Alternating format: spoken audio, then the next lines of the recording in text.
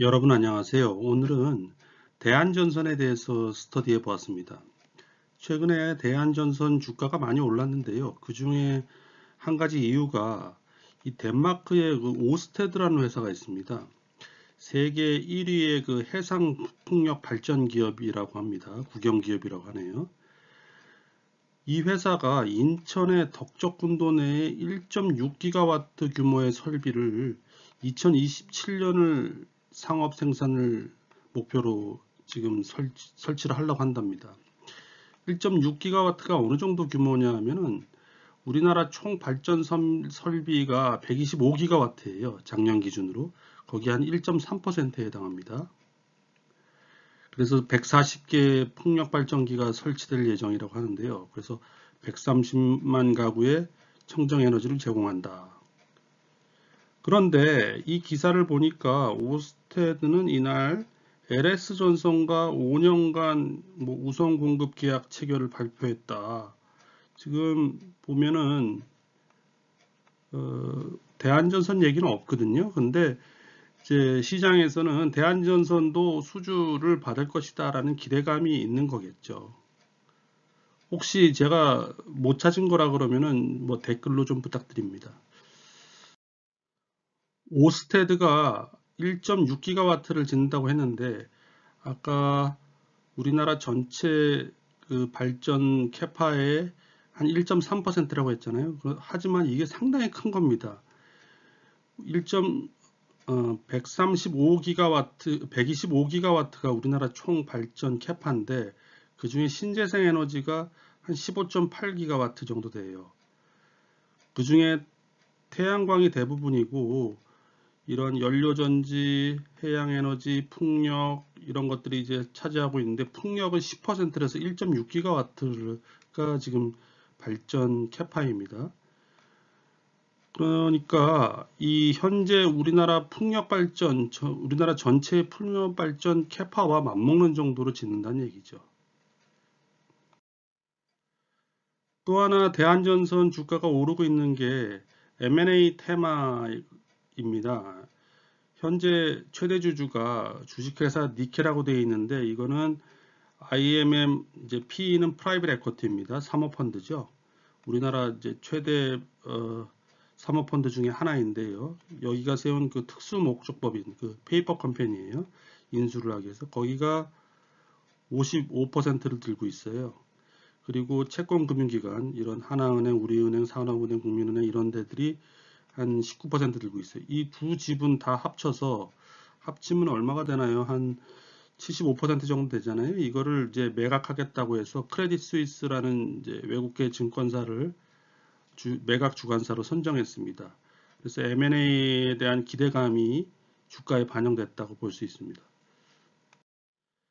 그래서 대한전선을 매각하게 된다 그러면 매수 후보자 1순위는 LS전선입니다. 우리나라 업계 1위죠.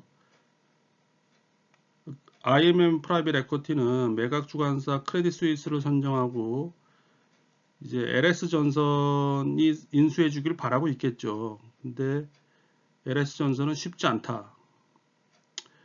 그 가장 큰 표면적인 이유는 국내 1위잖아요. LS전선이. 그리고 국내 2위인 대한전선을 인수하면 독과점 문제가 불거진다.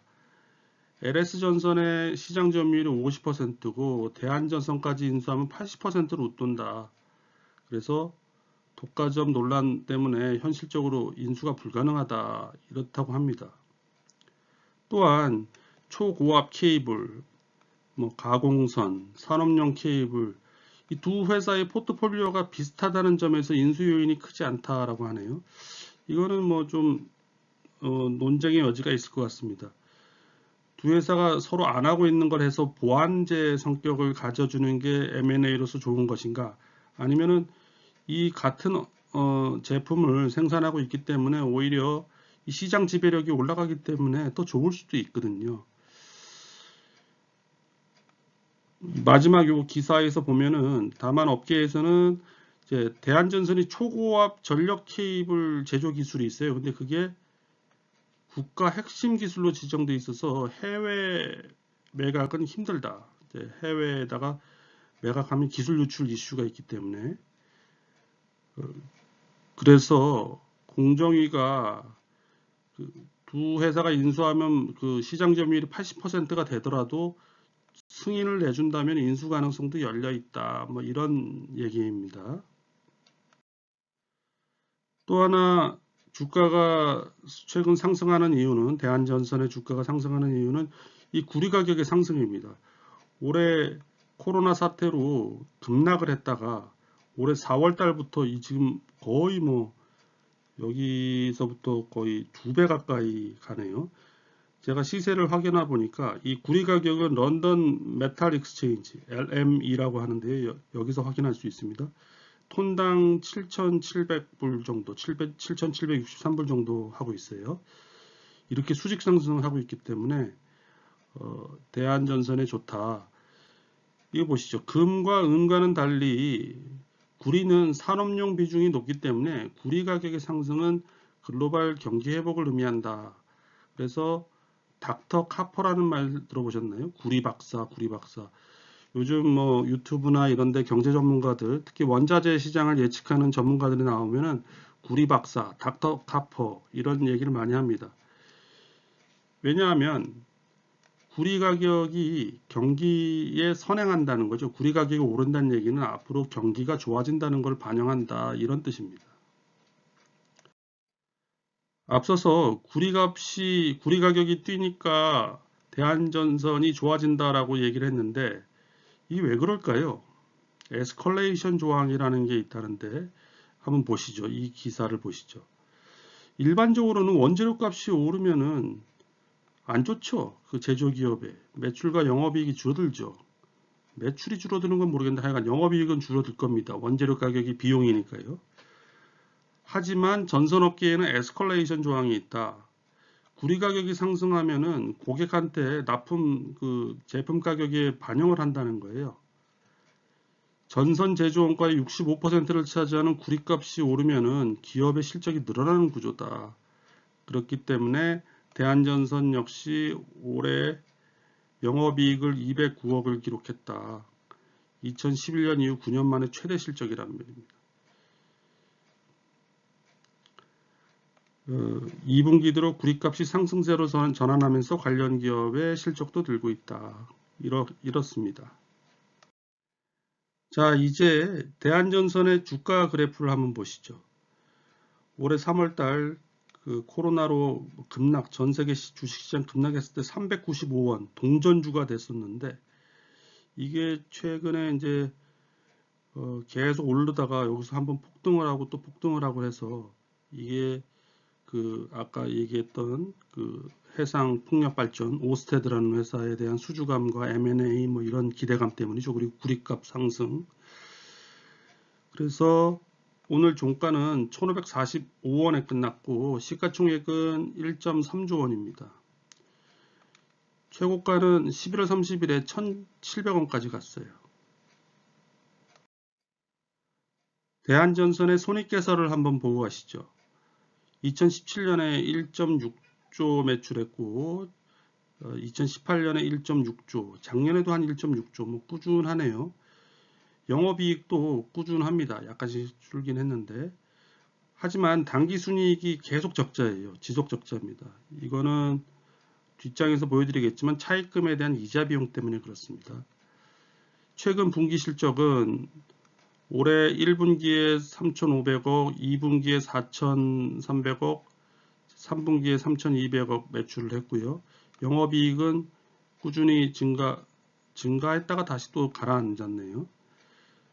당기순이익은 2분기에 올해 2분기에는 당기순이익 흑자를 봤어요. 근데 4분기에는 이제 완전히 적자로 돌아섰죠. 그러니까 들쭉날쭉합니다. 아무튼 적자를 내는 기업이다. 영업이익은 흑자인데 당기순이익은 적자를 내는 기업이다. 이렇게 알아두시면 좋을 것 같습니다. 올해 3분기 말 9월 말 현재 재무상태표를 한번 보시죠. 현금은 1,300억 정도 들고 있고 자산 총계가 1.2조 정도 되고요. 부채가 8,500억, 자본이 3,200억. 부채 비율이 262%입니다. 여기서 이제 제일 중요하게 봐야 될 건 차입금이죠. 차입금이 6,500억이 있어요. 부채가 8,500억인데 차입금이 차지하는 비중이 상당히 높습니다. 그래서 이자 비용이 높은 거고요. 여기 이자 비용은 금융 비용으로 나타나고 있죠. 그래서 404억 나왔다. 영업이익이 올해 1월부터 9월까지 371억인데 이자 비용이 이제 404억이나 나오고, 그다음 기타 영업외 비용이 464억이 나왔는데 이거는 이제 손실나는 자회사들을 매각하는 구조조정을 하고 있더라고요. 거기서 이제 매각 처분 손실이 발생해서 이렇습니다.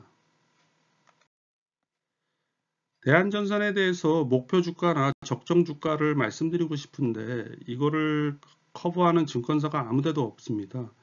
물론 뭐 시가총액은 1.3조나 되지만 계속 적자나는 회사이기 때문에 이제 애널리스트들, 증권사들이 관심이 없어요. 그래도 제가 이제 여러 가지 스터디를 해봐서 긍정적 요인과 부정적 요인을 한번 정리해봤습니다. 긍정적 요인은 이제 신재생 에너지 테마주다. 풍력 발전이죠. 풍력 발전의 그 해적 케이블, 그러니까 해상 풍력 발전입니다. 거기에 물론 지상 풍력 발전에도 케이블이 들어가긴 하겠네요. 국내 2위 전선업체다. 초고압 전력선을 이제 기술을 가지고 있다. 오스테드 앞서 말씀드린 해상 풍력 발전소를 이제 1.6기가 발전을 세운다고 했잖아요. 인천 쪽에다가 해상에다가 수주 가능성. 이거는 부정적인 요인으로는 결정된 것도 없고 수주를 했다는, 그다음 공시된 것도 아무것도 없습니다. 그건 좀 주의하시고요. M&A에 대한 기대감, 이제 아까 75% IMM 프라이빗 에쿼티랑 채권단 은행들이 가진 지분 75%를 판다 그랬잖아요. 하지만 이것도 좀 주의해서 보셔야 될 게 LS전선은 인수의향이 없다고 한다. 물론 뭐 전략적으로 그렇게 얘기하는 건지는 모르겠어요. 인수의향 없다 한다 그러면 공정위가 나중에 오케이 해줄게. 이제 정부 차원에서의 딜을 하는 거죠. 어떻게 보면 로비라고 할까요? 해외 업체에는 매각이 불가하니까 LS전선 니네가 사가라. 정권 차원에서 밀어줄 수도 있다라는 생각도 들고요. 부정적 요인으로는 이제 해외 업체의 매각이 불가하다는 겁니다. 초고압 전력 케이블이 기술 유출 이슈가 있기 때문이죠. 구리 가격 상승이 긍정적 요인이고 전선 수요도 증가하는 게 긍정적 요인인데, 구리 가격 상승 추세가 언제까지 유지될지 대부분의 전문가들은 쭉 오른다라고 전망은 하고 있어요. 전선 수요는 이 실물 경기, 특히 건설업 같은 데 영향을 많이 받거든요. 근데 실물 경기 회복이 느려질 수도 있다라는 이제 부정적 요인, 리스크를 말씀드리는 겁니다. 영업이익이 꾸준히 나고 있고 작년 대비 증가하고 있다. 이거는 뭐 아주 좋은 얘기죠. 하지만 단기 순손실은 작년 대비 또 증가하고 있어요. 이자 비용, 구조조정 비용 이런 것들이 발생했어요. 그래서 이 회사는 제가 스터디해 보니까 전문가들의 의견이 조금 한 7, 80%는 아주 긍정적으로 보고 주가가 많이 갈 거다고 보고, 한 20, 30% 그 전문가들은 이제 이거 매매할 주식이 아니다. 일단 첫 번째로 계속 손실을 내는 회사니까요. 그렇기 때문에 이런 회사는 쳐다보지도 말아라, 이런 분들도 있더라고요. 그래서 긍정 요인과 부정 요인이 좀 혼재되어 있는 것 같습니다. 제가 볼 때는 좋은 기업이 인수를 해서 그 차입금을 다 없애준다 그러면은 순이익이 나는 회사가 될 가능성이 높아서 그런 거는 좀 좋게 보입니다. 예, 오늘은 대한전선에 대해서 스터디해 보았고요. 유익하게 보셨기를 바랍니다. 예, 감사합니다.